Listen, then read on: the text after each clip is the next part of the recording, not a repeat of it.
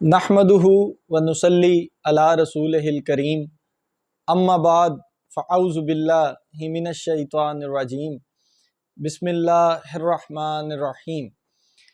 ناظرین، تسمیہ کی حقیقت کی تیسری نشست میں آپ کو خوش آمدید کہتا ہوں۔ آج میں آپ کے سامنے امام حسن بصری رضی اللہ تعالیٰ عنہ کی ایک روایت پیش کرنے جا رہا ہوں۔ حضرت امام بصری رضی اللہ تعالیٰ عنہ سے روایت ہے کہ اللہ تبارک و تعالیٰ کی ذات نے کل 100 صحیفے اتارے۔ اس کے بعد اللہ تبارک و تعالیٰ کی ذات نے 4 آسمانی کتابیں اتاریں۔ در حقیقت ان 100 صحیفوں کا علم اللہ تبارک و تعالیٰ کی ذات نے ان 4 کتابوں کے اندر رکھا۔ ان 4 کتابوں میں تورات، زبور، انجیل اور قرآن پاک شامل ہیں۔ تورات، زبور اور انجیل کا علم اللہ تبارک و تعالیٰ کی ذات نے قرآن پاک کے اندر رکھا۔ قرآن پاک کا علم اللہ تبارک و تعالیٰ کی ذات نے طوال مفصل کے اندر رکھا۔ ناظرین، طوال مفصل قرآن پاک کے اندر سورۃ الحجرات سے لے کے سورۃ البروج تک جتنی بھی صورتیں ہیں ان صورتوں کو طوال مفصل جو ہے وہ کہا جاتا ہے۔ اس کے بعد اللہ تبارک و تعالیٰ کی ذات نے طوال مفصل کا علم سورہ فاتحہ کے اندر رکھا۔ سورہ فاتحہ کا علم اللہ تبارک و تعالیٰ کی ذات نے بسم اللہ کے اندر رکھا۔ اس روایت کو بیان کرنے کا مقصد آپ کے سامنے بسم اللہ کی اہمیت کو اجاگر کرنا ہے۔ تو ناظرین، بسم اللہ الرحمن الرحیم یہ وہ الفاظ ہیں جو بچے کو بچپن میں سکھائے جاتے ہیں، لیکن کیا کبھی ہم نے غور کیا کہ ان الفاظ کے اندر کیا خاص بات چھپی ہوئی ہے؟ ان لفظوں کے اندر جو اصل حقیقت چھپی ہوئی ہے، کیا ہم نے ناظرین کبھی اس حقیقت کو تلاش کرنے کی کوشش کی ہے؟ تو آئیے اس پلیٹ فارم کی وجہ سے، اس پلیٹ فارم کے تواسط سے اس حقیقت کو سمجھنے کی کوشش کرتے ہیں۔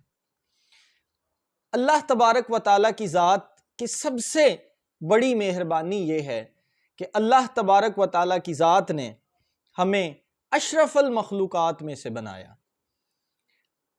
اس اشرف المخلوقات کو قرآن کریم میں اللہ تبارک و تعالیٰ کی ذات کچھ اس طرح ارشاد فرما رہی ہے۔ سورہ بنی اسرائیل آیت نمبر 70 ارشاد باری تعالیٰ ہے، یقیناً ہم نے اولاد آدم کو بڑی عزت دی، انہیں خشکی اور تری کی سواریاں دیں اور انہیں پاکیزہ چیزوں کی روزیاں دیں اور اپنی بہت سی مخلوق پر انہیں فضیلت عطا فرمائی۔ ایک اور مقام پر اللہ تبارک و تعالیٰ ارشاد فرماتا ہے، سورہ 3 آیت نمبر 4، ہم نے انسان کو بہترین اور اعلیٰ درجے کی ساخت پر پیدا کیا، یعنی بہترین جسم، بہترین عقل و فہم اور عظیم صلاحیتوں کے ساتھ ہم نے انسان کو پیدا کیا۔ تو ناظرین، ان آیات مبارکہ کی روشنی میں انسان کا اشرف المخلوقات میں سے ہونا بہت واضح ہے، لیکن کن لوگوں کے لیے واضح ہے؟ جو لوگ اللہ کی نشانیوں پر غور و فکر کرتے ہیں۔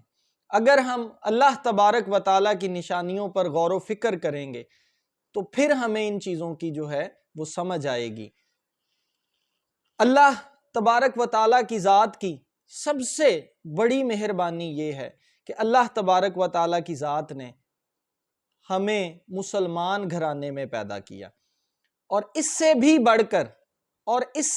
بڑھ کر ناظرین، اللہ تبارک و تعالیٰ کی ذات کا یہ ہم سب پر احسان ہے کہ اللہ تبارک و تعالیٰ کی ذات نے ہمیں اپنے محبوب کا امتی بنا کر بھیجا۔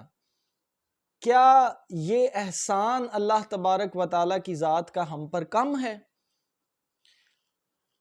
اگر اللہ تبارک و تعالیٰ کی ذات ہمیں کوئی کیڑا مکوڑا بنا دیتی، کوئی جانور بنا دیتی، تو ہم کیا کر لیتے؟ ہم کچھ بھی نہیں کر سکتے تھے۔ تو ناظرین، اللہ تبارک و تعالیٰ کی ذات کی اس مہربانی پر اللہ تبارک و تعالیٰ کا جتنا شکر ادا کیا جائے وہ کم ہے۔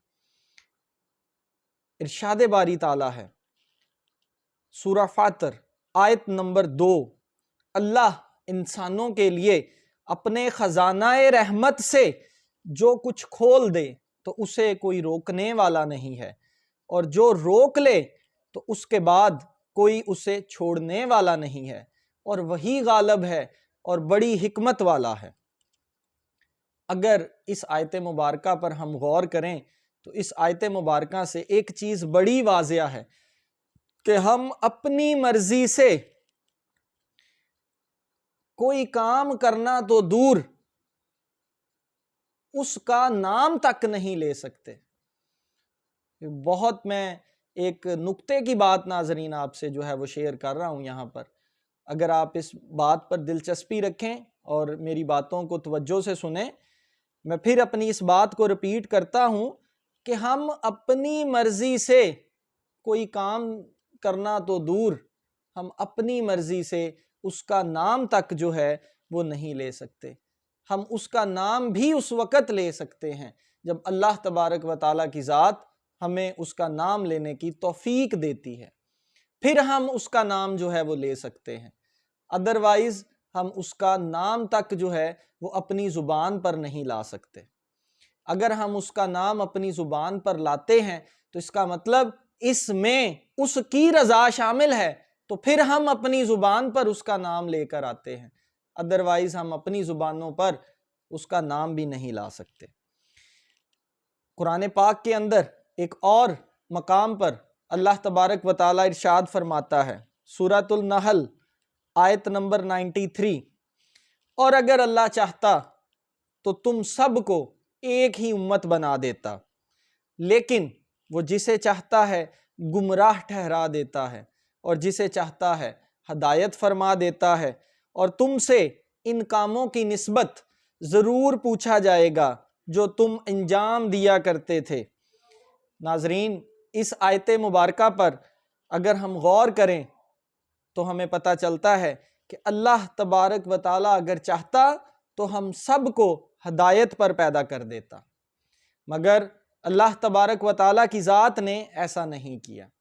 اس کا مطلب ہم اس دنیا میں کسی اور کام کے لیے آئے ہیں۔ وہ اور کام کیا ہے؟ ہم اس دنیا میں در حقیقت آزمائش کے لیے آئے ہیں، ہم اس دنیا میں در حقیقت امتحان دینے کے لیے آئے ہیں، اور اسی امتحان کا روز محشر ہم سے جواب ہوگا۔ تو ناظرین،